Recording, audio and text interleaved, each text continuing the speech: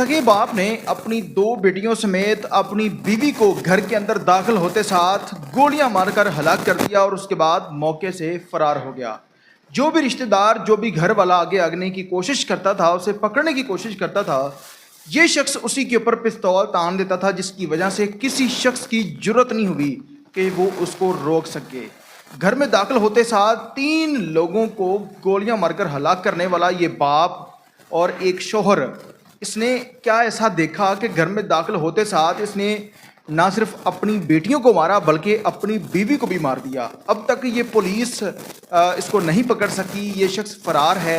वाक़या कहाँ का था और इसके पीछे छुपी असल कहानी क्या थी, इसने वारदात क्यों की, तमाम तर तफसीलात हैं क्या बताएंगे आज के इस व्लॉग में। नाज़रीन, आप देख रहे हैं मेरा डिजिटल चैनल, मैं हूं आपका मेज़बान हूं मेरे लिए। पाकिस्तान के अंदर रोज़ाना ऐसे वाक़यात रिपोर्ट होते हैं जहां पर सीसीडी पुलिस, पंजाब पुलिस ऐसे मुल्ज़मान को ठिकाने लगाती है। हम लोग ये सोचते थे कि सऊदी अरब के अंदर लोगों को फिलफौर इंसाफ मिलता है। अगर किसी शख्स ने किसी दूसरे इंसान की जान ले ली है तो तब तक उसकी जान बख्शी नहीं होती थी जब तक मदई मुकदमा उसको माफ़ नहीं कर देता था, वरना चंद दिनों के बाद उसका सर कलन कर दिया जाता था। हम ये सोचते थे कि शायद ऐसा इंसाफ पाकिस्तान के अंदर भी अगर होगा तो लोग जो है वो सुकून की ज़िंदगी गुजार सकेंगे।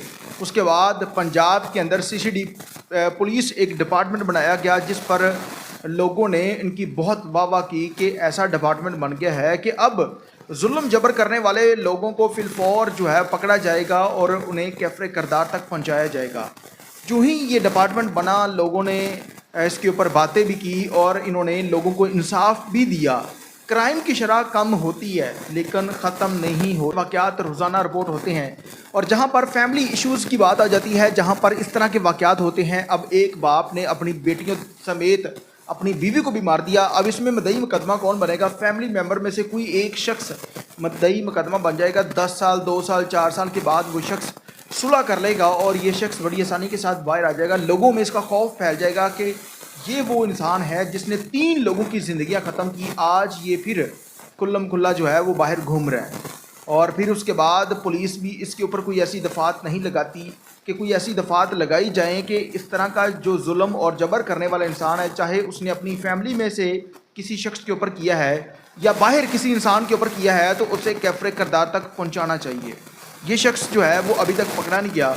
होता कशू है कि ये जो वाक़या है ये फैसलाबाद का इलाका है, जड़ा वाला, जहाँ पर एक नौजवान जिसने अपने ही घर में दाखिल होते साथ अपने घर में अपनी 2 बेटियों समेत अपनी बीवी को मार डाला। सुनने में ये आया था, अहले मोहल्ला से जब बात की गई तो उन्होंने बताया कि ये शख्स जो है ये शख्स जो है वो जुआ खेलता है और जुए के बाद जब ये पैसे हार गया, इसने अपनी मोटरसाइकिल तक जुए में हार दी, अपने घर का जेवर, अपने घर के बर्तन तक इसने जुए में हार दिया। और फिर उसके बाद जब इसे पैसे ख़त्म हो जाते हैं, पाकिस्तान के अंदर जुआ जो है ये गैर कानूनी है, ना कोई शख्स खेल सकता है। पाकिस्तान के कानून और आइन के मुताबिक ना कोई शख्स जुआ करवा सकता है।